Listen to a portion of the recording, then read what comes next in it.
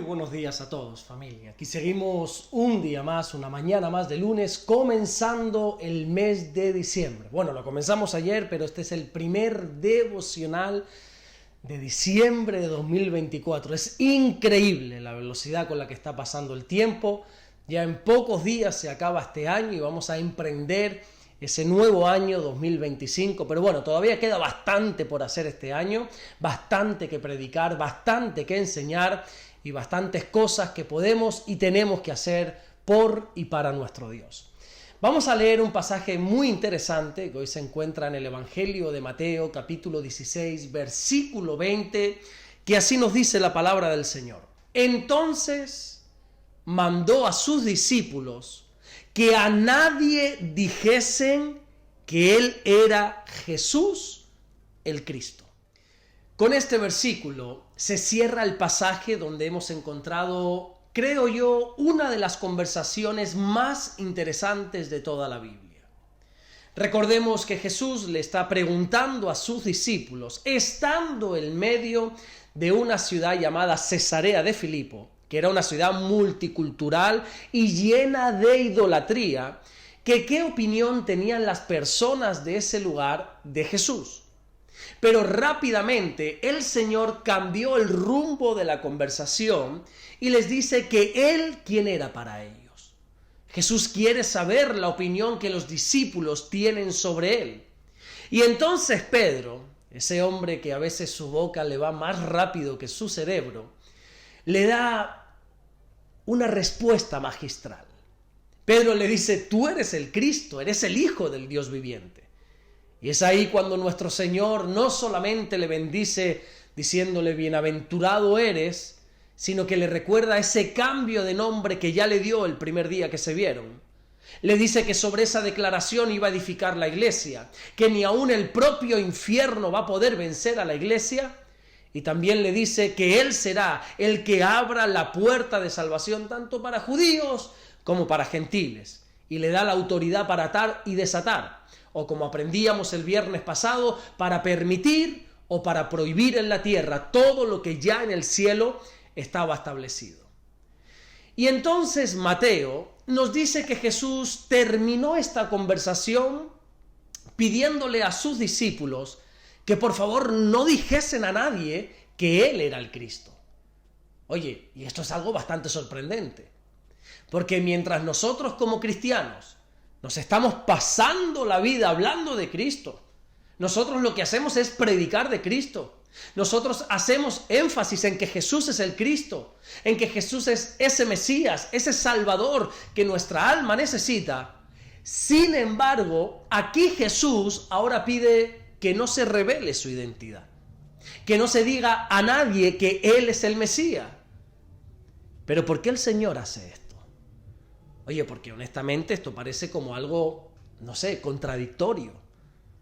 Por una parte, bendice a Pedro por la declaración que acaba de tener, de decirle tú eres el Cristo, el Hijo del Dios viviente, pero ahora prohíbe a sus discípulos anunciar esa declaración. Y lógicamente, como todo lo que ocurre en Jesús y por Jesús, tiene una clara explicación. Recordemos siempre que este periodo de tiempo sucede cuando el Imperio Romano tiene el dominio sobre Jerusalén. Los hebreos estaban hastiados de los romanos, cansados de la inmisericordia del Imperio Romano, estaban asfixiados a pagar impuestos. Por lo tanto, si ellos se enteraban que Jesús era el Cristo, que Jesús era el Mesías prometido, rápidamente se iban a querer apoderar de Él para que les librase de los romanos. Pero es que nosotros tenemos que entender que Jesús, que Cristo, no vino a la tierra para liberar a los hebreos de los romanos. Cristo vino a la tierra para que todo aquel que en Él crea no se pierda, mas tenga vida eterna, como dice ese precioso y conocidísimo versículo en el Evangelio de Juan, capítulo 3, versículo 16. Jesucristo no es el salvador de un grupo de personas bajo un imperio opresor, sino que nuestro Señor Jesucristo es el salvador de nuestras almas. Y si los discípulos hubiesen empezado a proclamar este mensaje, Los propios judíos se hubiesen encargado, hubiesen impedido que Jesús fuera a la cruz. Por eso el Señor les dijo que no dijeran nada a nadie, que no les dijesen a ninguna persona que Él era el Cristo. ¿Y qué nos enseña esto? ¿Cómo nosotros podemos llevar esta enseñanza a la práctica de nuestro día a día? Bueno, muy sencillo. Como dice la Biblia en el libro de Eclesiastés, en el capítulo 3 y versículo 1, todo tiene su tiempo. Y todo lo que se quiere debajo del cielo tiene su hora. Yo me imagino que los discípulos estarían deseosos de anunciar lo que acababan de saber. Me imagino que los discípulos, ellos querían anunciar a todo el mundo esta gran noticia. Pero todavía no había llegado el momento. Todavía el tiempo de Dios no se había cumplido. Todavía la gente no estaba preparada para esta información. Bueno, y por otra parte, también tenemos que entender que los discípulos todavía no tenían la madurez suficiente para entender lo que Jesús les estaba diciendo.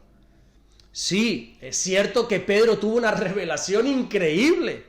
Es cierto que fue el propio Padre que está en los cielos quien le reveló a Pedro que Jesús era el Cristo, que Jesús era el Hijo del Dios viviente. Pero aún con todo eso, todavía no tenían la preparación total para poder emprender esta gran obra de anunciar al mundo que Jesús es el Mesías. Ellos necesitaban un poquito más de tiempo para poder madurar. No te olvides que todavía vamos a tener por delante en este evangelio la duda de alguno de ellos, como por ejemplo la duda de Tomás, la propia negación de Pedro, la huida de todos los discípulos dejando a Jesús solo. Porque vuelvo y repito, todavía habían cosas por madurar en ellos. Hay cosas en nuestra vida que Dios no nos la da o no nos las ha podido dar por falta de madurez. Cosas que, como dice el apóstol Pablo, allí en la carta que le escribe a los Gálatas, en el capítulo 4, desde el versículo 1 en adelante, nosotros somos como niños que estamos bajo tutores y curadores y por lo tanto no se nos puede dar todo. Pero cuando venga el cumplimiento del tiempo, dice el versículo 4, es entonces que Dios puede hacer la obra. Dios nos va dando todo lo que tiene para nosotros a medida que nosotros vamos madurando. Jesús había escogido a esos 12 hombres para llevar a cabo la mayor misión sobre esta tierra, que es predicar el Evangelio. Algo había visto el Señor en este grupo de personas, que ellos tenían la capacidad de poder evangelizar de tal manera que el Evangelio llegase a todo el mundo. Pero todavía no era el tiempo. Todavía no había llegado el momento. Por lo tanto les dijo que esperen, que no dijesen nada, que ya habría tiempo para predicar, que ya habría tiempo para predicarles a miles de personas sobre Jesús. Pero ahora lo que tocaba era esperar y madurar. Y así pasa con cada uno de nosotros.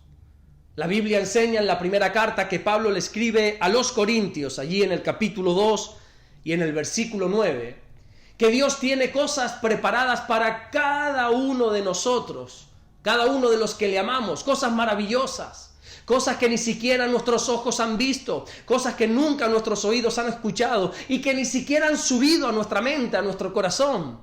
Pero sin embargo, esas cosas ya Dios las tiene preparadas, pero todo a su debido tiempo. Mira, no te desesperes, no te adelantes a los tiempos. Todo tiene su tiempo. Todo lo que se quiere debajo del cielo tiene su hora. Si crees que Dios te ha dado un llamado, Dios te ha dado un ministerio, si crees que Dios te ha dado una misión, créelo totalmente. Pero todo tiene su tiempo. No te anticipes a los tiempos de Dios, porque el día llegará. Si Dios te lo ha prometido, sin duda alguna, el día llegará. Como dice la Biblia allí en el libro de los Hechos, en el capítulo 2 y en el versículo 1, que empieza este capítulo diciendo: cuando llegó el día, cuando llegó ese día donde el Espíritu Santo iba a ser derramado y Pedro por fin podría ponerse en pie frente a miles y miles de personas y anunciar a los cuatro vientos que Jesucristo era el Mesías, que Jesucristo era el Hijo del Dios viviente. Y ese día, preparado por Dios, se logró conquistar a más de 3,000 almas para el Señor. Porque cuando las cosas las hacemos en el tiempo de Dios y bajo la obediencia a Dios, todo sale bien. Recuerda siempre, todo tiene su tiempo. Amén. Vamos a orar en esta mañana. Vamos a darle gracias a nuestro Dios por este día nuevo que Dios nos da, esta semana nueva que Dios nos da y este mes nuevo que Dios nos da. Señor, te damos las gracias porque tú eres bueno. Gracias porque siempre nos guardas, nos bendices. Gracias por habernos guardado todo el fin de semana, Señor. Y ahora oramos, Señor, para pedir tu bendición sobre hoy lunes, sobre esta semana que pones por delante, sobre este mes que estás poniendo por delante de nosotros, este último mes del año, Señor. Oramos para que tu bendición nos alcance, para que podamos llevar a cabo, Señor, tu obra en medio de estos tiempos, Señor. Gracias, mi Dios, por todo lo que estás haciendo y gracias por todo lo que vas a hacer en el nombre bendito de Jesús. Amén y amén. Que Dios te bendiga. Nos vemos mañana martes, Dios mediante, para seguir compartiendo la palabra del Señor. Y qué bueno sería que me hagas el favor de que escribas aquí en los comentarios del canal de qué se predicó ayer en tu iglesia. ¿Cuál fue la predicación que tu pastor trajo? ¿Qué te llamó la atención? ¿Qué versículos usó? ¿Cuál fue la enseñanza? A fin de cuentas, ¿cuál fue la enseñanza de esa predicación que se compartió ayer en tu iglesia? Incluso los de aquí de Fuerteventura también, aunque haya sido yo quien predicase en las dos iglesias, pero también pueden compartir qué les llamó la atención, qué les gustó, pero a los demás también. Me gustaría saber qué es lo que se está predicando, qué te llamó la atención y así aprendemos los dos juntos. Nos vemos mañana, Dios mediante, para seguir compartiendo la palabra del Señor. Dios te bendiga.